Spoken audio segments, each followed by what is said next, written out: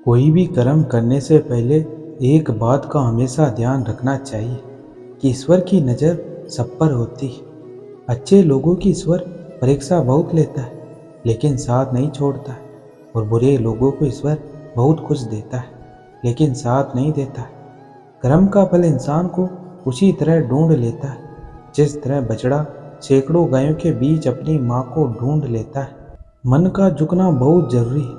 केवल सर को झुकाने से परमात्मा को प्राप्त नहीं किया जा सकता।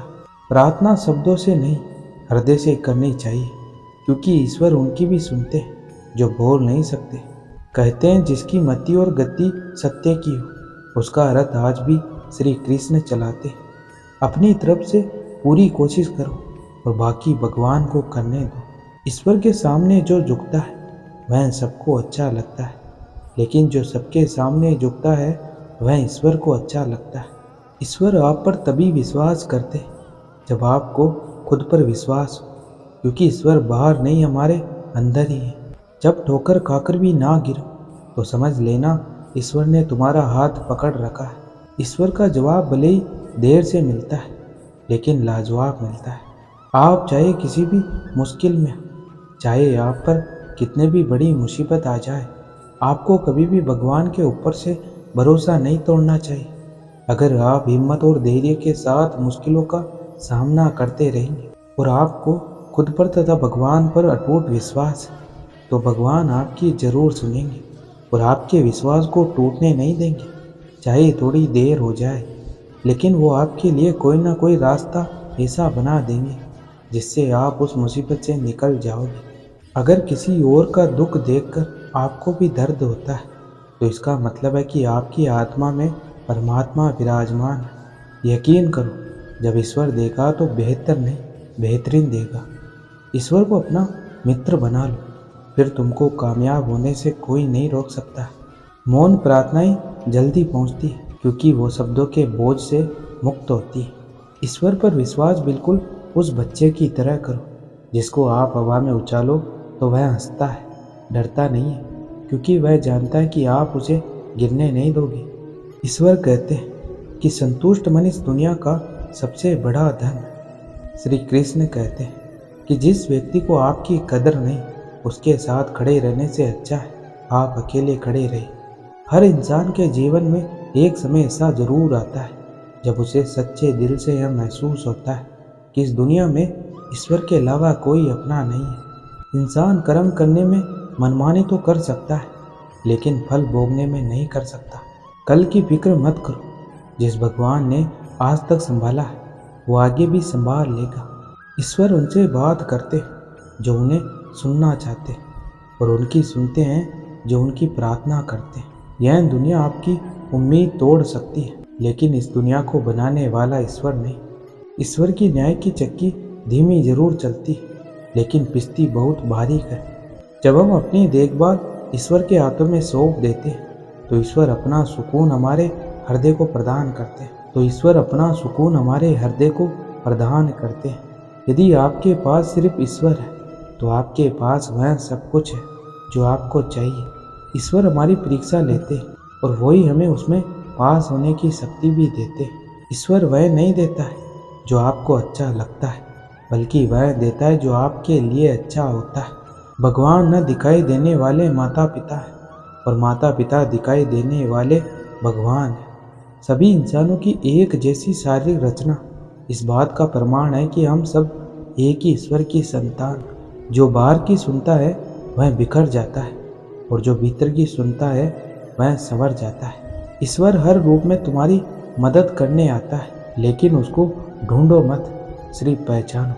अगर आप सच की राह पर चल रहे हो तो याद रखिए कि ईश्वर सदा आपके साथ है। इस जीवन में प्रभु के अलावा कुछ भी हमारे पास सदैव रहने वाला नहीं है।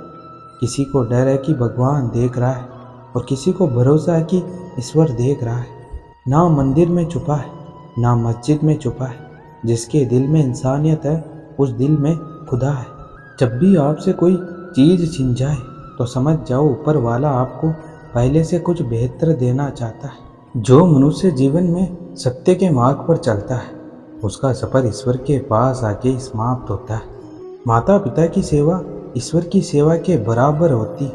जब आप एकदम अकेला महसूस करते हैं तब भी आपके साथ ईश्वर होता है। अगर आपकी समस्या एक जहाज जितनी बड़ी है तो यह मत भूलना कि ईश्वर की कृपा सागर जितनी विशाल होती है। सच्चे मन से की गई प्रार्थना ईश्वर तक जरूर पहुंचती है। ईश्वर की उपस्थिति हर जगह है, सिर्फ इसे देखने वाला चाहिए। ईश्वर का कहना है, जब भी तुम अकेले महसूस किया करो तो मुझे याद कर लिया करो, तुम्हारी तन्हाई दूर हो जाएगी। ईश्वर द्वारा ली गई हर परीक्षा सिर्फ इंसान की प्रगति के लिए होती है और ईश्वर इस परीक्षा को खुद लेते हैं। परमेश्वर चाहते हैं कि हम लोगों की मदद करें, मगर यह उम्मीद मत रखना कि सामने वाले तुम्हारी मदद करेगा। पर हाँ, परमेश्वर उन राहों में तुम्हारी मदद करते हैं जिन राहों पर आप कमज़ोर और हताश हो जाते हैं। जो इंसान अपने जीवन में सच्चाई की राह पर चलता है, ईश्वर उसके रास्ते की सारी परेशानियां दूर कर देते हैं। स्वर्ग और नर्क केवल हमारे दिमाग की उपज है। इंसान अपने कर्मों का फल इस धरती पर भोगता है। अगर जिंदगी में कुछ हासिल ना हो तो समझ जाना कि ऊपर वाले ने उससे कुछ बेहतर आपके लिए सोच रखा है। लेकिन ज़िंदगी में कभी हताश मत होना, बस सही समय का इंतज़ार करना। ईश्वर से नहीं डरोगे तो भी कोई बात नहीं, लेकिन अपने द्वारा किए जाने वाले कर्मों से ज़रूर डरना, क्योंकि कर्मों के फल तो श्री राम और श्री कृष्ण को भी भोगने पड़े।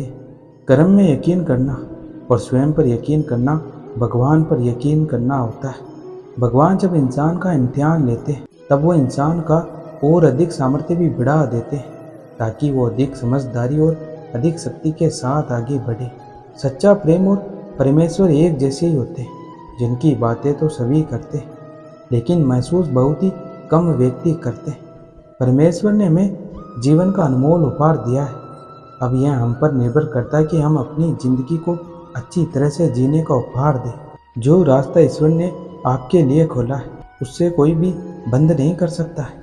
भगवान रात को पेड़ पर सो रहे पक्षियों को भी नीचे नहीं गिरने देता, तो सोचो वह परमात्मा तुम्हें कैसे बेसहारा छोड़ सकता है।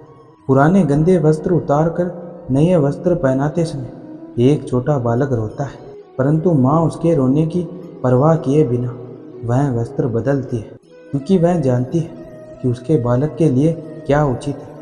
उसी प्रकार भगवान अपने भक्त की इच्छा की परवाह किए बिना उसे सफलता और निष्फलता देता है, क्योंकि वह जानता है कि उसके भक्त के लिए क्या उचित है।